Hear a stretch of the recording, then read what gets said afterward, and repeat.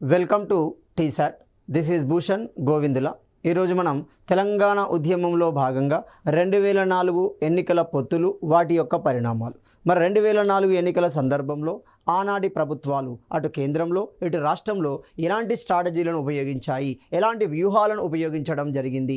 అలాంటి వ్యూహాల నేపథ్యంలో 2001లో ఏర్పాటు చేయబడిన టీఆర్ఎస్ తెలంగాణ రాష్ట్ర సమితి రాష్ట్ర ఏర్పాటు డిమాండ్ను తీర్చుకోవడం కోసం, రాష్ట్ర ఏర్పాటు డిమాండ్ను సాధించడం కోసం ఎలాంటి పొత్తులను ఏర్పాటు చేసుకుంటుంది, ఎలాంటి వ్యూహాలను అనుసరించింది, క్రమంగా అటు కేంద్రం మీద క్రమంగా ఇటు రాష్ట్రం మీద ఎలాంటి ఒత్తిడిని తీసుకురావడం జరిగింది. తద్వారా ఉద్యమం భవిష్యత్ కార్యాచరణ, ఉద్యమం యొక్క భవిష్యత్ అంచనా అనేది ఏ విధంగా రూపుదిద్దుకుంది, ఆ అంశాలను పరిశీలిస్తే ఇక్కడ 2004 ఎన్నికల పొత్తుల పరిణామాలలో భాగంగా రాష్ట్ర ఏర్పాటు ప్రక్రియ పార్లమెంట్ ఆధీనంలో ఉండటం. అంటే రాజ్యాంగంలో స్పష్టంగా పేర్కొనబడింది. ఎక్కడ పేర్కొనబడింది? మనకి నిబంధన 3 అంటున్నాం.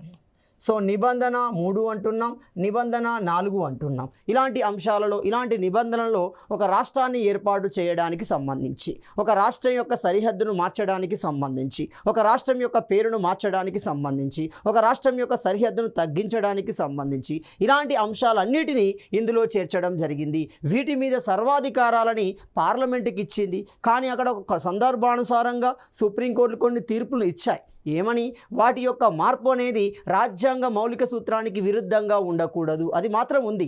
కానీ పూర్తి అధికారం దేనికి ఉన్నట్టు? ఇక్కడ పార్లమెంటుకే ఉండడం జరుగుతుంది. మరి పార్లమెంటులో ఈ రాష్ట్ర ఏర్పాటు, ఈ రాష్ట్ర డిమాండ్ను సాధించాలి అంటే రాజకీయంగా మనము ఎదగాల్సి ఉంటుంది. కాబట్టి ఇలాంటి పరిణామాలలో పార్లమెంటు ఆధీనంలో రాష్ట్ర ఏర్పాటు ప్రక్రియ ఉండటం, రెండోది ఇది రాజకీయం ప్రస్తావనతో ముడిపడి ఉండటం.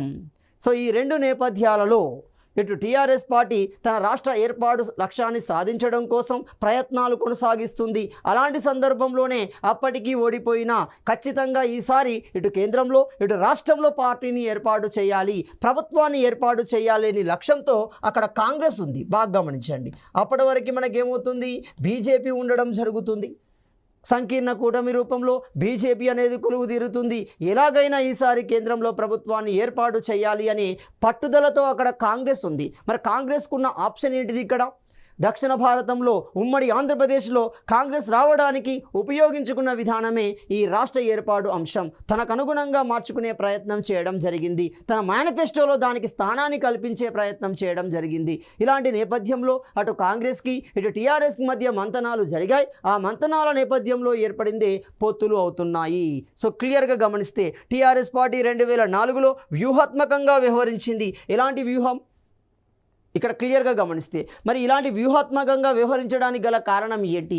ఏ విధంగా అటు కేంద్రం యొక్క అటిట్యూడ్ని తన వైపు తిప్పుకోగలిగింది, తన యొక్క విధానాన్ని తన వైపు తిప్పుకోగలిగింది? గమనిస్తే 2001 ఏప్రిల్ 27న ఏప్రిల్ 27న ఏర్పాటు చేయబడిన టీఆర్ఎస్ పార్టీ తనదైన కార్యక్రమాల ద్వారా అటు సమావేశాలను నిర్వహిస్తూనే ఇటు కార్యక్రమాలను నిర్వహిస్తూనే ప్రజానికాన్ని చైతన్యపరిచింది. ప్రజలలో ఒక భావజాలాన్ని బలంగా నింపడం జరిగింది.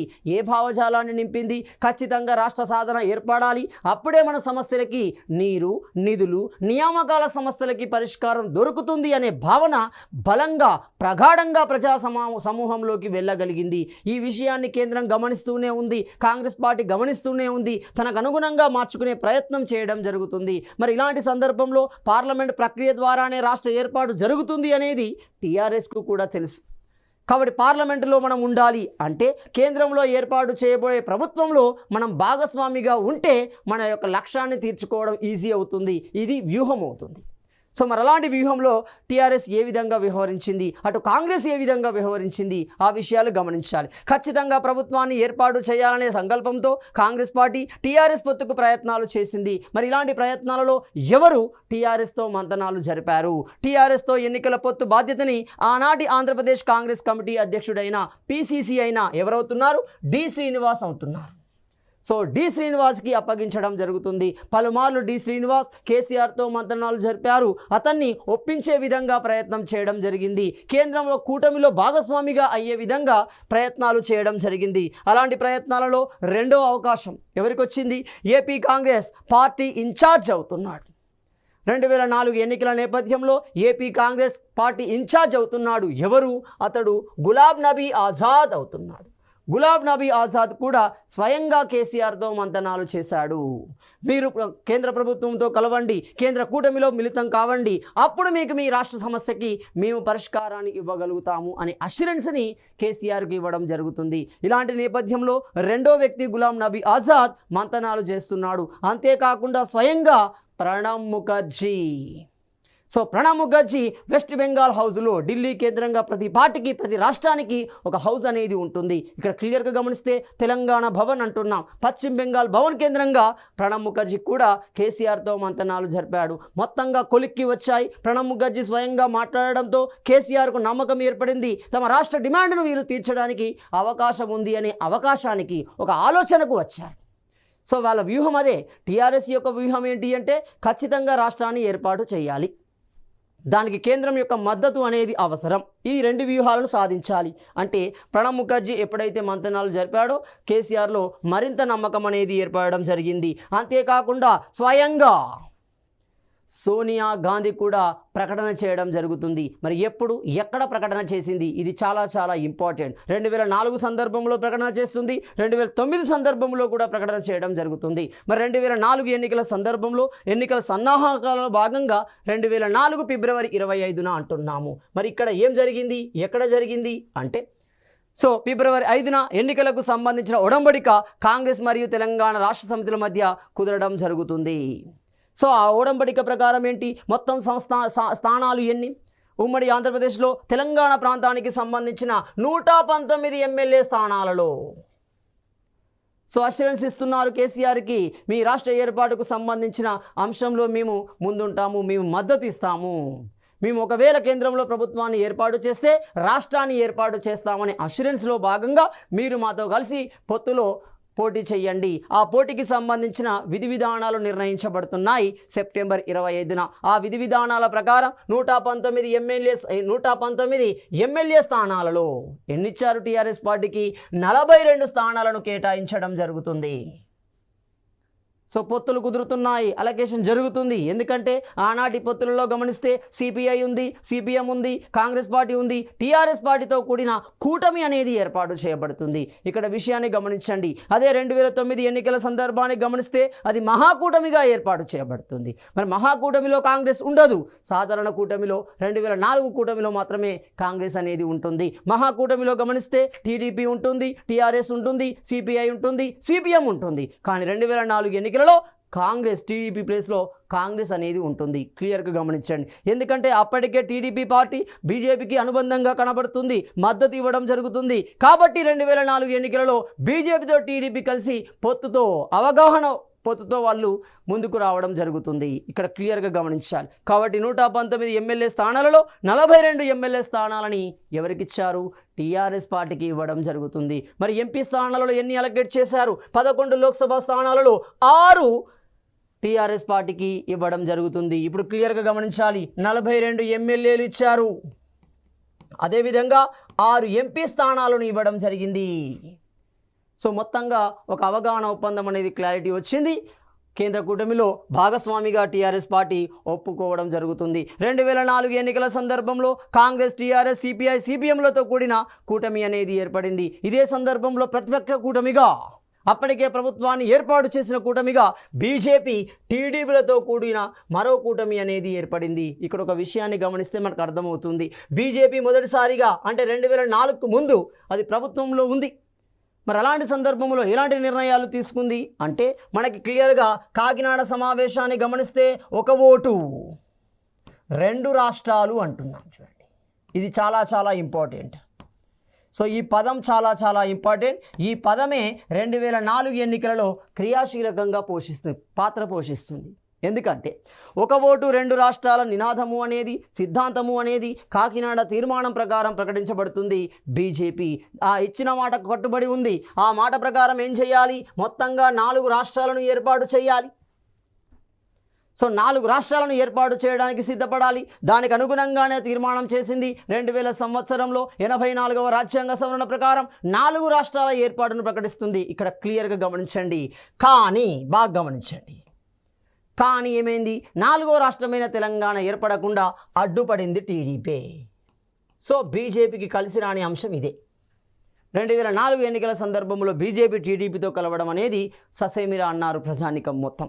మళ్ళీ ఈ కూటమి టీడీపీ ఒత్తిడి వలన బీజేపీ తెలంగాణ రాష్ట్రాన్ని ఏర్పాటు చేయకుండా 3 రాష్ట్రాలను ఏర్పాటు చేయడం జరుగుతుంది. కాబట్టి 2000 సంవత్సరానికి నూతనంగా 3 రాష్ట్రాలు అనేవి నూతన రాష్ట్రాల నుండి ఏర్పాటు చేయబడుతున్నాయి. ఉత్తరప్రదేశ్ నుండి ఉత్తరాఖండ్ ఏర్పాటు చేయబడుతుంది, మధ్యప్రదేశ్ నుండి ఛత్తీస్గఢ్ ఏర్పాటు చేయబడుతుంది, బీహార్ నుండి జార్ఖండ్ ఏర్పాటు చేయబడుతుంది. కానీ ఉమ్మడి ఆంధ్రప్రదేశ్ నుండి తెలంగాణ ఏర్పడలేదు. దానికి ప్రధాన కారణం టీడీపీ. ఈ వ్యతిరేకత ప్రజల్లో బలంగా ఉండడం వల్ల వీళ్ళు ఘోరాది ఘోరంగా ఓడిపోవడం జరుగుతుంది. ఈ విషయం గమనించండి. కాబట్టి వీళ్ళకు ఉన్న ఆప్షన్ కూడా అదే. ఆ 2004 ఉన్న పొత్తునే వాళ్ళు కంటిన్యూ చేశారు. సో ఇలా మరో కూటమి అనేది ఏర్పడింది. అంటే ఇప్పుడు సింపుల్ 2004 ఎన్నికల సందర్భంలో ఉమ్మడి ఆంధ్రప్రదేశ్లో 2 ప్రధాన కూటమిలు ఏర్పడుతున్నాయి. బీజేపీ టీడీపీలతో కూడిన కూటమి, కాంగ్రెస్ సిపిఐ సిపిఎం మరియు టీఆర్ఎస్తో ఏర్పడిన కూటమి అవుతుంది. మరి అవి ఏ విధంగా ఎన్నికలలోకి వెళ్ళాయి, తమదైన మేనిఫెస్టోని ఏ విధంగా రూపొందించాయి, ఈ విషయం గమనించాలి. ఇక్కడ గమనిస్తే కాంగ్రెస్ పార్టీ తెలంగాణ అంశాన్ని తన మేనిఫెస్టోలో ప్రస్తావించడం జరుగుతుంది. మరి ఎక్కడ, ఏ రూపంలో, ఏ పేరుతో ప్రస్తావించబడింది, ఆ విషయం గమనించాలి. ఇక్కడ 2వ ఎస్ఆర్సీ ఏర్పాటును కూడా ప్రకటించింది. అప్పుడు 2004 ముందు ప్రభుత్వంలో ఉన్న బీజేపీ ప్రభుత్వాన్ని ఇరకాటంలో పెట్టడానికి సోనియా గాంధీ స్వయంగా ఏమంది, 2వ ఎస్ఆర్సీ అవసరం అనేది ఉంటుంది అన్నది. సో ఎస్ఆర్సీ అంటే ఏంటి? స్టేట్ రీఆర్గనైజేషన్ కమిషన్ అంటున్నాం. 1953 డిసెంబర్ 29వ తేదీన ఫజల్ అలీ, హెచ్ఎన్ కుంజ్రు, కేఎం ఫణిక్కర్ ఈ ముగ్గురుతో కూడిన మనకు మొదటి ఎస్ఆర్సీ అనేది ఏర్పాటు చేయబడుతుంది. రాష్ట్రాల పునర్వ్యవస్థీకరణ అనేది జరిగింది. కాబట్టి ఎప్పుడవుతుంది? 1999 నాటికే ఏమంటుంది? 2వ ఎస్ఆర్సీ అనేది అవసరమనే అంశాన్ని లేవనెత్తింది కాంగ్రెస్. ఆ అంశాన్ని కూడా ఇందులో ప్రస్తావించడం జరుగుతుంది. సో 2004 మార్చి 12న సో ఎన్నికల సన్నాహాలు రెడీ అవుతున్నాయి, సమావేశాలు నిర్వహించబడుతున్నాయి, ప్రజలను ప్రలోభ పెట్టడానికి ప్రయత్నిస్తున్నారు, తమ మేనిఫెస్టోను ప్రకటించడానికి ప్రయత్నిస్తున్నారు, తమ గెలుపోటములని నిర్ణయించే సమావేశాలు జరుగుతున్నాయి. మరి అలాంటి సమావేశాలు ఎక్కడ జరిగాయి? మార్చి 12వ తేదీన గమనిస్తే కరీంనగర్ కేంద్రంగా నిర్వహించబడడం జరిగింది. సో ఇది చాలా చాలా ఇంపార్టెంట్. 2004 సందర్భంలో కరీంనగర్ సభలో సోనియా గాంధీ ఎలాంటి ప్రకటన తెలంగాణ సమాజాన్ని ఉద్దేశించి ప్రకటించడం జరుగుతుంది. ఆ ప్రకటన ఇక్కడ గమనమవుతుంది. ఏమని? తెలంగాణ ప్రజల యొక్క భావోద్వేగాలు మాకు తెలుసు అంటుంది. సో వాళ్ళ ఎమోషన్స్ అనేవి మాకు తెలుసు, వాటిని మేము గౌరవిస్తాము అంటుంది. ఎమోషన్స్ ఏంటి? తెలంగాణ రాష్ట్ర ఏర్పాటు అనేదే ప్రజల యొక్క ఎమోషన్.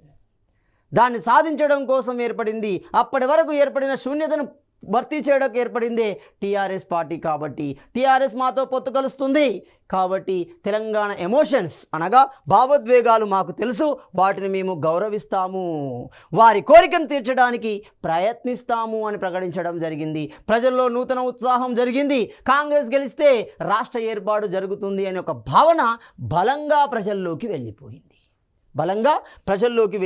జరిగింది.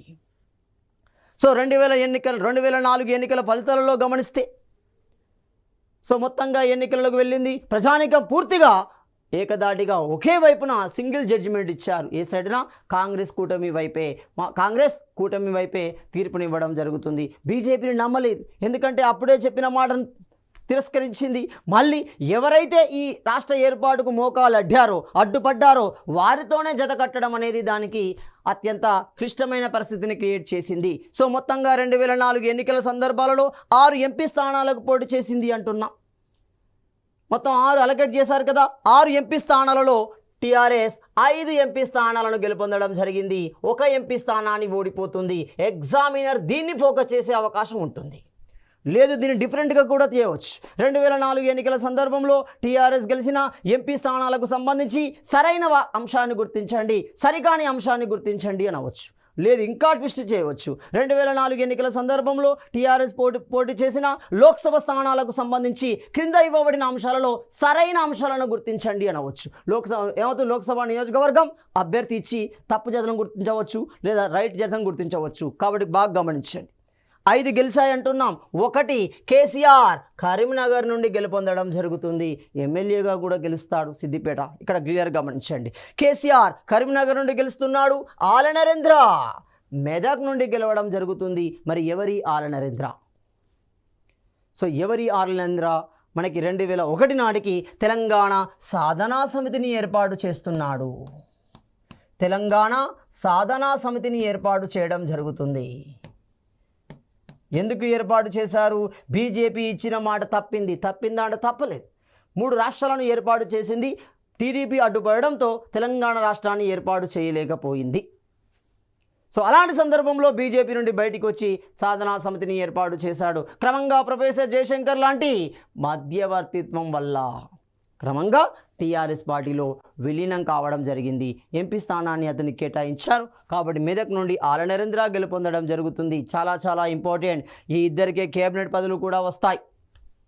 గ్రామీణాభివృద్ధి ఆల నరేంద్రకు వస్తుంది, బాగా గమనించాలి. 3 టీ మధుసూదన్ రెడ్డి అంటున్నా. ఎక్కడి నుండి పోటీ చేశాడు? ఏ నియోజకవర్గం? ఎంపీ నియోజకవర్గం ఆదిలాబాద్. అదేవిధంగా డి రవీంద్రనాయక్ అంటున్నాం. డి రవీంద్రనాయక్ ఎక్కడి నుండి పోటీ చేశాడు? వరంగల్ ఎంపీ నియోజకవర్గం నుండి పోటీ చేయడం జరిగింది. బి వినోద్ కుమార్ ఎక్కడి నుండి పోటీ చేశాడు? హనుమకొండ నుండి పోటీ చేయడం జరుగుతుంది. మొత్తం 5 స్థానాలు గెలిచాయి. ఇప్పుడు ట్విస్ట్ ఏంటిది? ఓడిపోయిన స్థానం ఏంటి? ఎవరి చేతిలో ఓడిపోయారు? ఎక్కడ ఓడిపోయారు? సో నాగర్ కర్నూలు నుండి పోటీ చేసిన టీఆర్ఎస్ అభ్యర్థి ఎవరు? కేఎస్ రత్నం. కేఎస్ రత్నం ఎవరి చేత ఓడిపోయారు? టీడీపీ అభ్యర్థి చేత ఓడిపోవడం జరిగింది. ఆ అభ్యర్థి ఎవరు? మంద జగన్నాథం అవుతుంది. మంద జగన్నాథం చేతుల ఓడించబడ్డాడు. మిగిలిన 5 స్థానాలను గెలుపొందడం జరిగింది. అంటే కేంద్ర కూటమిలో తమ 5 ఎంపీలతో వాళ్ళు భాగస్వాములుగా కనబడతారు. బాగా గమనించండి.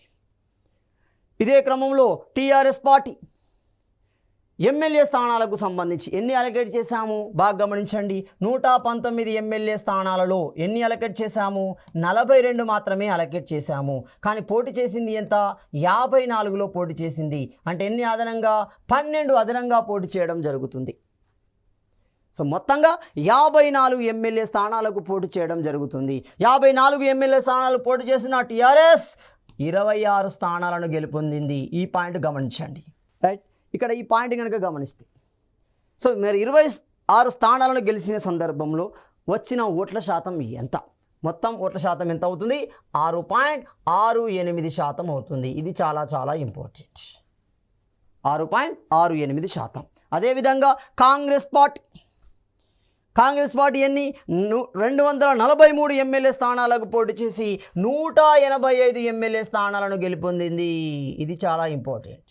అంటే ఎలాంటి మద్దతు లేకుండా ప్రభుత్వాన్ని ఏర్పాటు చేసే మెజారిటీ పొందింది. కాబట్టి తెలంగాణ వాదాన్ని, తెలంగాణ పార్టీని తొక్కే చర్యలను చేపట్టడం జరుగుతుంది. ఏకగ్రీవంగా ప్రజలు కాంగ్రెస్ను ఆమోదించారు. క్రమంగా వైఎస్ రాజశేఖర్ రెడ్డి యొక్క పాదయాత్ర, దాని ప్రభావం, అతని యొక్క చరిష్మా అనేది ఇందులో క్రియాశీలకంగా పోషించింది. సో మొత్తంగా ఈ 180 స్థానాలు గెలిచిన కాంగ్రెస్ పార్టీ ఎన్ని ఓటింగ్ శాతాన్ని గెలిచింది? 37.56% ఓటింగ్ శాతాన్ని గెలుపొందడం జరిగింది. తద్వారా 185 ఎమ్మెల్యే స్థానాలతో ప్రభుత్వాలను ఏర్పాటు చేస్తుంది. సో మొత్తంగా మనం గమనిస్తే, మరి కేంద్రంలో గమనిస్తే కాంగ్రెస్ మెజారిటీ, సింగిల్ మెజారిటీ రాలేదు. తనలో ఉన్న కూటమి ద్వారా అది ప్రభుత్వాన్ని ఏర్పాటు చేసే మెజారిటీని పొందగలిగింది. మరి అలాంటి పార్టీని, అలాంటి కూటమిని ఏమంటున్నాము? యూపీఏ అంటున్నాము. యునైటెడ్ ప్రోగ్రెస్ అలయన్స్ అంటున్నాం. అంటే 2004 సందర్భంలో ప్రధాని అభ్యర్థి మన్మోహన్ సింగ్ ఆధ్వర్యంలో ఏర్పాటు చేయబడుతుంది. మరి ఈ యూపీఏ కూటమిలో ఎన్ని పార్టీలు కలిసి ఉన్నాయి గమనిస్తే మనకి 1+12 మొత్తం 13 పార్టీల కలయికగా ఉండడం జరుగుతుంది. ఇది చాలా చాలా ఇంపార్టెంట్. ఎందుకు ఇంపార్టెంట్ అంటే, మీరు ప్రణబ్ ముఖర్జీ కమిటీకి లెటర్లు ఇచ్చే సందర్భాలు గమనిస్తే మీకు క్లారిటీ వస్తుంది. సో దాదాపుగా 36 రాజకీయ పార్టీలు ప్రణబ్ ముఖర్జీకి ఇస్తాయి. మరి ఏ కూటమిలోని ఏ పార్టీలు ఇచ్చాయో మనకు లెక్కలు రావాలి. కాబట్టి యూపీఏ కూటమి అనగానే 1+12 ప్రధాన పార్టీ కాంగ్రెస్, దానికి మద్దతు ఇచ్చిన పార్టీలు 12 అవుతాయి. సో క్లియర్గా గమనిస్తే ఆ కూటమి అధ్యక్షుడిగా మన్మోహన్ సింగ్. సో కూటమి అధ్యక్షుడు అయ్యాడు అంటే ప్రధాని అభ్యర్థి అయ్యాడు. సో మొత్తం 2004 ఎన్నికల సందర్భంలో అటు కేంద్రంలో మన్మోహన్ సింగ్ ఆధ్వర్యంలో, ఇటు రాష్ట్రంలో వైఎస్ రాజశేఖర్ రెడ్డి ఆధ్వర్యంలో ప్రభుత్వాలని ఏర్పాటు చేయడం జరిగింది. సో అలాంటి క్రమంలోనే సో తెలంగాణ అంశాన్ని ప్రాంతీయ అభివృద్ధి లేదా కేంద్ర రాష్ట్ర సంబంధాలు అనే శీర్షిక కింద క్రింది విధంగా చేర్చడం జరిగింది. అంటే మొత్తంగా ప్రభుత్వం ఏర్పాటు చేసింది, మేనిఫెస్టోలో ప్రకటిస్తుంది. మేనిఫెస్టోలో ఏ అంశం కింద తెలంగాణ అంశాన్ని ప్రస్తావించడం జరుగుతుంది గమనిస్తే ప్రాంతీయ అభివృద్ధి లేదా కేంద్ర రాష్ట్ర సంబంధాలు అనే శీర్షికలో. అందులో సబ్ టాపిక్గా తెలంగాణ అంశానికి సంబంధించిన ప్రస్తావన ఉంది. మరి ఏమని ఉంది ప్రస్తావన? ఆ ప్రస్తావన ఏ రూపంలో పేర్కొనబడింది అంటే అవసరమగు సంప్రదింపుల ద్వారా విస్తృత అంగీకారాన్ని కుదిర్చి సరైన సమయంలో యూపీఏ ప్రభుత్వం తెలంగాణ రాష్ట్ర ఏర్పాటును చేపడుతుంది అన్న ఆ పేరులోనే కనబడింది. చూడండి, అవసరమగు అంటున్నాం. అవసరమగు అంటే ఏంటిది? శాసనసభ కేంద్రంగా ప్రజలు ఒప్పుకోవాలి, ఉమ్మడి ఆంధ్రప్రదేశ్లో ఒప్పుకోవాలి, శాసనసభ ఒప్పుకోవాలి, తీర్మానం ప్రవేశపెట్టాలి. ఒప్పుకోవడం ద్వారా అది పార్లమెంట్లో ఆమోదం పొంది రాష్ట్ర ఏర్పాటు జరుగుతుంది. అది సరి అయిన సమయం కావాలి, అనగానే కాదు, దానికి ఒక నిర్దిష్టమైన సమయం సందర్భంలోనే తీసుకుంటామని చెప్పారు. ఆ పేరులోనే ఆ స్టేట్మెంట్లోనే మనకు కనబడుతుంది దాన్ని డిలే చేసే ప్రాసెస్ అనేది. అదేవిధంగా గమనిస్తే 2004 జూన్ 7వ తేదీన అప్పటి భారత రాష్ట్రపతి, మరి ఎవరున్నారు అప్పటి భారత రాష్ట్రపతి? అబ్దుల్ కలాం భారత రాష్ట్రపతిగా ఉండడం జరుగుతుంది. మొట్టమొదటి లోక్సభ కొలువు తీరిన సందర్భంలో రాష్ట్రపతి ప్రసంగం నందు ఈ అంశం కూడా ప్రస్తావించబడింది. అవసరమగు సంప్రదింపులు అనే అంశం కూడా అతని నోట ప్రస్తావించబడడం జరిగింది. కాబట్టి తెలంగాణ ప్రజానికంలో నూతన ఉత్తేజం అనేది వచ్చింది. తెలంగాణ పార్టీ మీద, టీఆర్ఎస్ పార్టీ మీద ప్రజాభిమానం అనేది పెరిగింది. ఎందుకంటే తాను అనుకున్న లక్ష్యం వైపు ముందడుగు వేస్తుంది. కానీ భవిష్యత్తును మనం ఊహించలేదు కదా. ఇక్కడ గమనిస్తే 2004 మే నెలలో టీఆర్ఎస్ పార్టీ కేంద్రంలో చేరి 2 క్యాబినెట్ పదవులను పొందడం జరుగుతుంది. క్రమంగా సోనియా గాంధీ స్వయంగా టీఆర్ఎస్ అధినేతకు చెప్పడంతో అతడు కేంద్రంలో కూటమిలో భాగంగా చేరాడు. కూటమిలో భాగంగా చేరినందుకు 2 క్యాబినెట్ పదవులను ఇవ్వడం జరిగింది. మరి ఆ క్యాబినెట్ పదవులు ఏంటి? ఇక్కడ గమనిస్తే మొదటి వ్యక్తి ఎవరు? కేసీఆర్కి ఓడరేవుల శాఖను కేటాయించారు. కానీ ఇది ఇవ్వలేదు. ఎందుకు ఇవ్వలేదు అంటే ఆ కూటమిలో భాగమైన డిఎంకే అంటున్నాం, ద్రావిడ మున్నేగ్ర కజగ అంటున్నాం. ఏంటి ద్రావిడ మున్నేగ్ర కజగ? ఎక్కడి నుండి వచ్చింది అంటే తమిళనాడు కేంద్రంగా జస్టిస్ ఉద్యమము అంటున్నాం. జస్టిస్ ఉద్యమం నుండి జాలువారింది మనకి ఏర్పడింది డిఎంకే పార్టీ అవుతుంది. శ్రీరామస్వామి నాయకర్ ఆత్మగౌరవ ఉద్యమం, బ్రాహ్మణ వ్యతిరేక ఉద్యమం, అలాంటి ఉద్యమాల పరంపరలో భాగంగా రాజకీయ స్తబ్దత కోసం, రాజకీయాని కోసం, బలహీన వర్గాలకి రాజకీయ అవకాశాలను సృష్టించడం కోసం అక్కడ జస్టిస్ పార్టీ అనేది ఏర్పాటు చేయబడింది. కాలక్రమంలో అందులో ఉన్న సభ్యులు డిఎంకే పార్టీని ఏర్పాటు చేశాడు. ద్రావిడ మున్నేగ్ర కజగ, అన్నాదొరై వంటి వ్యక్తులు ఇందులో క్రియాశీలక పాత్ర పోషించారు. అలాంటి క్రమంలో ఇందులో భేదాభిప్రాయాలు రావడంతో మనకి ఏఐడిఎంకే అంటున్నాం, ఏఐడిఎంకే అంటున్నాం, ఆల్ ఇండియా ద్రావిడ మున్నేగ్ర కజగ అంటున్నాం. ఎంజి రామచంద్రన్ చేతిలో ఏర్పడింది. ఇక్కడ క్లియర్గా గమనించండి, డిఎంకే పార్టీ అందులో సభ్యత్వాన్ని, కూటమిలో సభ్యత్వాన్ని కలిగి ఉండడం ద్వారా ఓడరేవుల శాఖ మాకు కావాలి అంటుంది. ఎందుకంటే తమిళనాడు తీర ప్రాంతాన్ని కలిగి ఉంటుంది కాబట్టి వాళ్ళు పట్టుబట్టారు. కానీ అప్పుడు ఆ సందర్భంలో ఏమన్నాడు కేసీఆర్? రైట్, నాకు పదవులు ముఖ్యం కాదు, రాష్ట్ర ఏర్పాటే ముఖ్యమని ఓడరేవుల శాఖను వదులుకోవడం జరుగుతుంది. ఆ తర్వాత మరో శాఖను కేటాయించే ప్రయత్నం చేస్తారు. ఇక్కడ గమనించాలి. రెండో శాఖను గమనిస్తే గ్రామీణాభివృద్ధి శాఖ అంటున్నాం. మెదక్ నుండి ఏమవుతుంది? ఎంపీగా గెలుపొందిన ఆల నరేంద్రకి గ్రామీణాభివృద్ధి శాఖ, రూరల్ డెవలప్మెంట్ శాఖని అప్పగించడం జరుగుతుంది. క్రమంగా సోనియా గాంధీ ఆధ్వర్యంలో వైఎస్ రాజశేఖర రెడ్డి రాష్ట్రంలో కాంగ్రెస్ ప్రభుత్వాన్ని ఏర్పాటు చేస్తున్నాడు. ఆ కాంగ్రెస్ ప్రభుత్వంలో చేరమని సోనియా గాంధీ సలహా ఇవ్వడంతో కేసీఆర్, టీఆర్ఎస్ పార్టీ ఎమ్మెల్యేలు అందులో భాగస్వామిగా చేరడం జరుగుతుంది. మొత్తంగా కాంగ్రెస్ టీఆర్ఎస్తో కూడిన ప్రభుత్వం అనేది ఉమ్మడి ఆంధ్రప్రదేశ్లో వైఎస్ రాజశేఖర రెడ్డి ముఖ్యమంత్రిగా కొలువుదీరడం జరిగింది. ఎప్పుడు జాయిన్ అయింది మరి గమనిస్తే 2004 జూన్ 23వ తేదీన జాయిన్ కావడంతో 6 క్యాబినెట్ పదవులు ఇచ్చారు. కేంద్రంలో జాయిన్ అయితే 2 క్యాబినెట్ పదవులు ఇచ్చారు. రాష్ట్రంలో జాయిన్ అయితే మనకి 6 క్యాబినెట్ పదవులు ఇవ్వడం జరుగుతుంది. దీన్ని ప్రశ్నగా అడిగే అవకాశాలు ఉంటాయి చూడండి. అంటే క్వశ్చన్ యొక్క డెప్త్నెస్ ఇక్కడ పెరుగుతుంది. 2004 ఎన్నికల సందర్భంలో రాష్ట్ర ప్రభుత్వ ఏర్పాటులో టీఆర్ఎస్ పార్టీ భాగస్వామిగా చేరడం వల్ల 6 క్యాబినెట్ పదవులు పొందాయి. క్రింద ఇవ్వబడిన అంశాలలో సరైనవి గుర్తించండి, సరికానివి గుర్తించండి అడగవచ్చు. మరి ఏంటి ఆ 6 క్యాబినెట్ పదవులు? అందులో మొదటి పదవిని గమనిస్తే ఎవరికి వచ్చింది? పౌర సరఫరాల శాఖ అనేది ఎవరికి వచ్చింది? జి విజయరామారావుకు రావడం జరుగుతుంది. సో విజయరామారావు ఏ శాఖకి? పౌర సరఫరాల శాఖకి మంత్రిగా నియమించబడడం జరిగింది. అదేవిధంగా చంద్రశేఖర్, సో చంద్రశేఖర్కి ఏమొచ్చింది? చిన్న నీటిపారుదల శాఖ ఇవ్వడం జరుగుతుంది. ఇది క్యాబినెట్ మినిస్ట్రీ.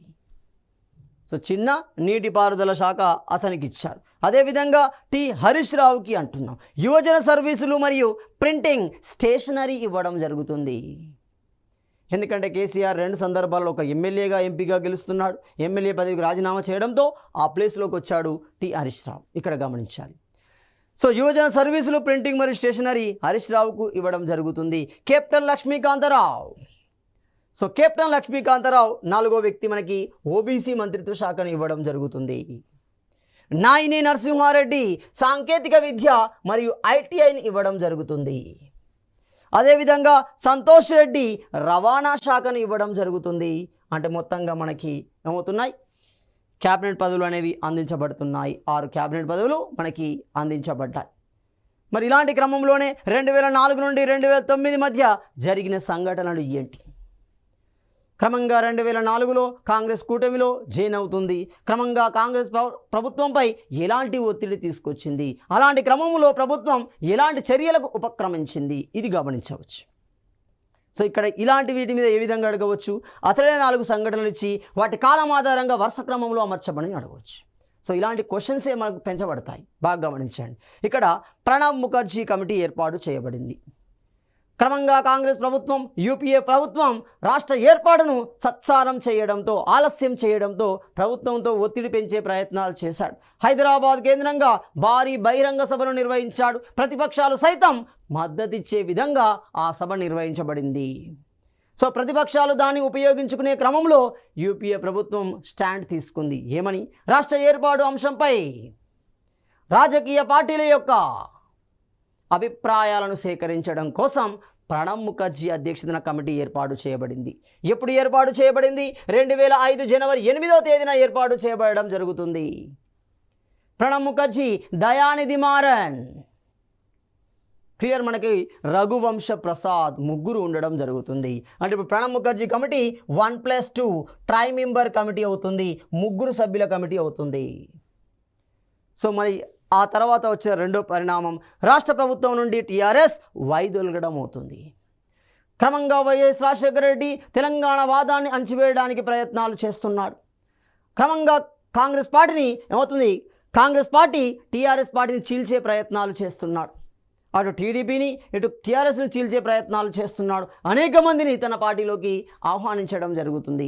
సో ఇలాంటి పరిణామాల నేపథ్యంలో టీఆర్ఎస్ పార్టీ నిర్ణయం తీసుకుంది, రాష్ట్ర ప్రభుత్వంపై ఒత్తిడి తీసుకురావాలి. సో రాష్ట్ర ప్రభుత్వం నుండి టీఆర్ఎస్ వైదొలగడం జరిగింది. ఎప్పుడు వైదొలుగుతుంది? 2005 జూలై 8వ తేదీన వైదొలిగింది. అదేవిధంగా 3వ సంఘటన గమనిస్తే తెలంగాణ జాగరణ సేన అంటున్నాం. తెలంగాణ జాగరణ సేన యొక్క ఉద్దేశం ఏంటి? తెలంగాణ భావజాలం పట్ల ప్రజానికానికి మరింత చేయూత ఇవ్వాలి, మరింత అవగాహన కల్పించే నేపథ్యంలో మనకి తెలంగాణ జాగరణ సేన అనేది ఏర్పడింది. ఎప్పుడు? 2005లో. అదేవిధంగా పోలవరం గర్జన అంటున్నాం 2006 ఫిబ్రవరి 12. మరి పోలవరం ప్రాజెక్టు వల్ల ఎవరు ప్రభావితం అవుతున్నారు? ఆ నదీ పరివాహక ప్రాంతాలలో ఉండే గిరిజన సమూహాలు ప్రభావితం కావడం జరుగుతుంది. సో వాటికి మద్దతుగా గిరిజన సమస్యని ప్రస్తావిస్తూ టీఆర్ఎస్ అధినేత కూడా ఈ సమావేశానికి హాజరవుతారు. గిరిజన తరపున పాల్గొంటూ గిరిజన వర్గాన్ని కూడా ఉద్యమంలోకి తీసుకొచ్చే ప్రయత్నం జరుగుతుంది పోలవరం గర్జన రూపంలో.